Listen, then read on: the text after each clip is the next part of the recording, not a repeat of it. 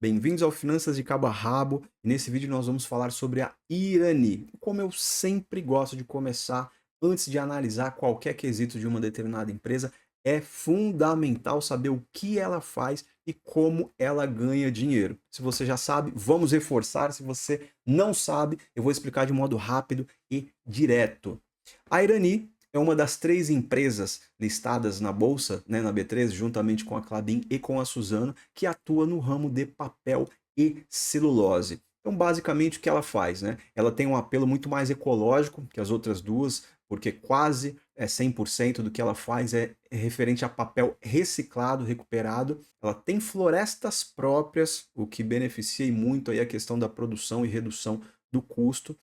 Então, de modo resumindo, ela ganha dinheiro vendendo embalagens e papéis para empresas que precisam desse tipo de produto, né? Que hoje em dia são inúmeras aí no mercado nacional.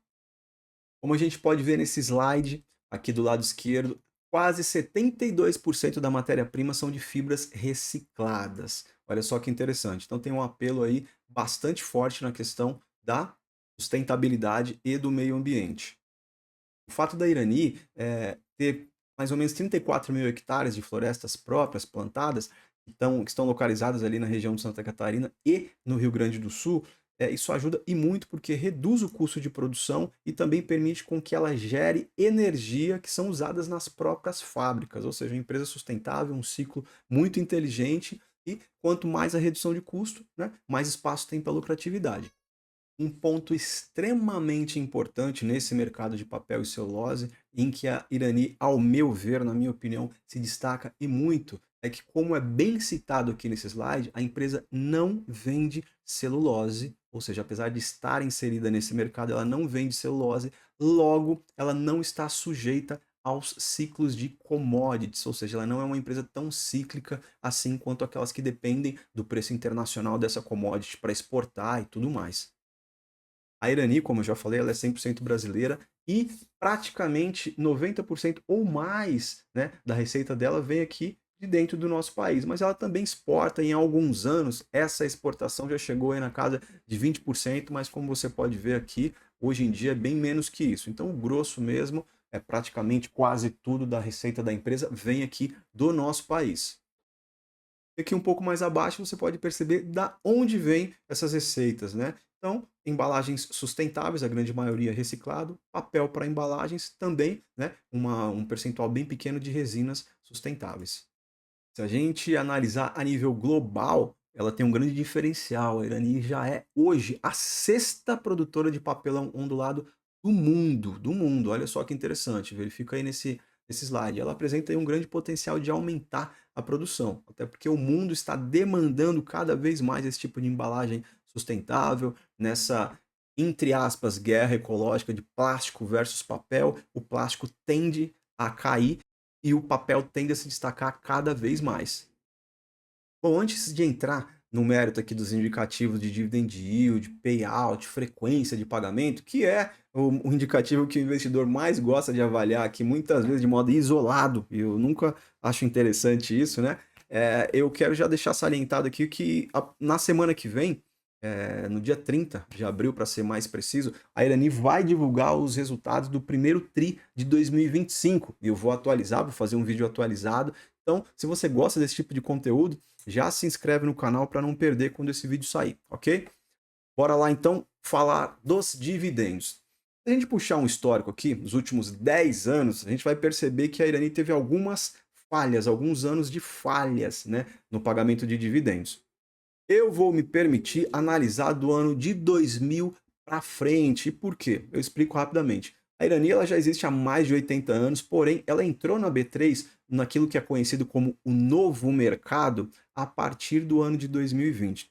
O que é o ano, esse tal de novo mercado? Fazendo uma analogia que é como se fosse um selo ISO 9001 das empresas que se destacam no quesito confiabilidade, que compartilham todos os números abertamente. Isso, como consequência, coloca ela na primeira prateleira, né, junto com outras grandes empresas, o que permite aí a confiança, a transparência e chama mais a atenção dos investidores. Então, como isso aconteceu desde 2020 apenas, eu vou considerar os dividendos de 2020 para frente, ok? Puxando aqui em 2020, um dividendo mirradinho de 1,28%. Em 2021 já subiu para 5%, 22 quase 8, manteve essa média em 2023, ano passado também. Olha só que interessante, né? O dividend yield atual está na casa dos 13,89% por conta de uma queda no preço das ações. Lembrando que quando você olha um dividend yield, você está batendo uma foto do momento em que você está avaliando aquela determinada empresa no preço daquele momento, considerando o que ela pagou nos últimos 12 meses, ok? Entenda isso, para você não se confundir com o dividend yield. E a média dos últimos 5 anos foi de 5,98%. Uma média para alguns baixa, para outros razoável. Me diz aí você o que você acha comparando principalmente com os pares do setor. No quesito frequência e rapidez no pagamento, nota 10, acredito que nem eu e nem ninguém tenha do que reclamar em relação a esse ponto, porque ela paga aí 4 vezes ao ano em média e paga rápido. Tomando como histórico aqui o ano passado, anunciou em março, pagou em março, abril pagou em maio, maio pagou em maio também, em agosto pagou em agosto, novembro em novembro também. E vem seguindo esse ritmo nesse ano de 2025. Já anunciou 2 proventos aqui, um para o mês 3 já pagou e anunciou no mês 4 e vai pagar agora no mês 5. Então, no quesito frequência e rapidez de pagamento, nota 10. No quesito percentual de dividend yield, eu enxergo de uma forma produtiva, porque, como a gente considera apenas os últimos 5 anos, a gente percebe que vem crescendo. Será que a tendência é continuar assim? Vamos entender isso no decorrer do vídeo. A questão do payout também é muito importante. Analisando aqui de 2021 à frente, a gente percebe que em 2021 o payout foi de praticamente 30%, né? Em 2022, 40%, em 2023, 50%, em 2024 caiu para 40%, mas está mantendo essa média, uma média interessante. Na minha visão, isso é um bom sinal. É muito importante também a gente entender os resultados da empresa para ter uma noção de para onde ela está se dirigindo, né? Então, se a gente ver esse slide aqui, se a gente observar esse slide, a gente vai perceber que no ano de 2024 inteiro, estou analisando ano a ano aqui e não tri a tri, tá? Ela teve aí uma alta na receita de 2,1% na receita líquida, porém, no final das contas, houve uma redução de 3% no EBITDA ajustado, que é o que vale mesmo, tá? Isso aconteceu porque teve aumento nos custos, em especial nas aparas, né, por conta da escassez. Em relação ao lucro líquido, se a gente for comparar ano a ano, houve uma queda, ok? De 20%, de 20,6%. Agora, um detalhe mais que importante, muita gente deixa passar em branco, é que essa queda deveria ter sido muito maior, só não foi pior esse resultado, porque como você percebe aqui, ó, essa queda de 247 milhões para 136 milhões, isso aqui é o lucro recorrente, ou seja, a empresa lucrou menos 44%, quase 45%. Ocorre que aconteceu um fato não recorrente, que foi o benefício dela se creditar de ICMS. Então, olha só, ela se creditou de mais de 168 milhões aqui de ICMS, o que reduziu o tamanho dessa queda de 44,8% para 20,6%.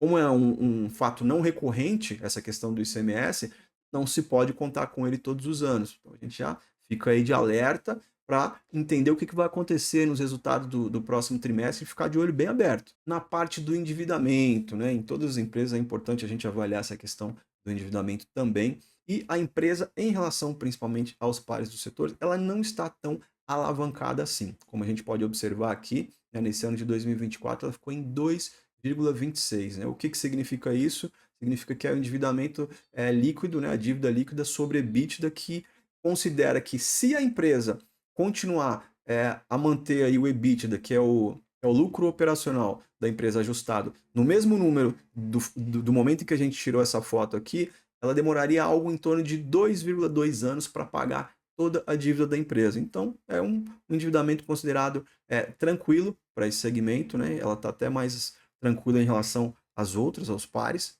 Um ponto muito importante que a gente deve notar é que também o custo da dívida de 11,2% está bem abaixo da taxa Selic hoje. Isso é um ponto positivo.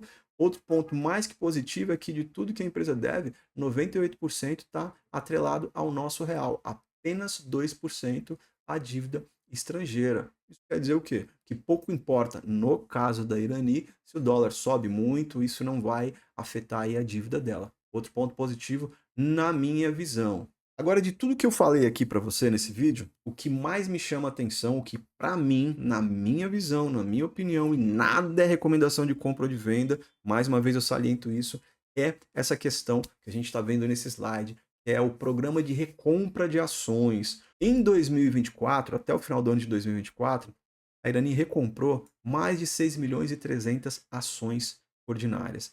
E, ao que tudo indica, ela pretende chegar aqui a mais de 10 milhões e 650 mil de ações recompradas.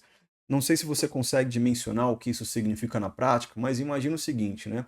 Quanto mais a empresa recompra as ações, essas ações vão para a tesouraria, o número de ações circulando no mercado é menor e o payout, o pagamento de dividendo é mantido. Então, isso resulta em uma mesma quantidade de dividendos em relação ao valor nominal, só que para um número menor de ações. Cada ação vai receber um proporcional maior de dividendo. Então é muito interessante. O mesmo pagamento de dividendo sendo dividido entre menos pessoas. A recompra de ações representa isso e, melhor ainda, representa que a empresa está com a confiança alta em si própria, porque os administradores, os gestores estão recomprando, simulando um pensamento aqui de um gestor dessa empresa. Nós confiamos no nosso trabalho, a empresa está no caminho certo, então eu quero mais ações aqui embaixo da nossa própria asa para que a gente possa desfrutar disso também.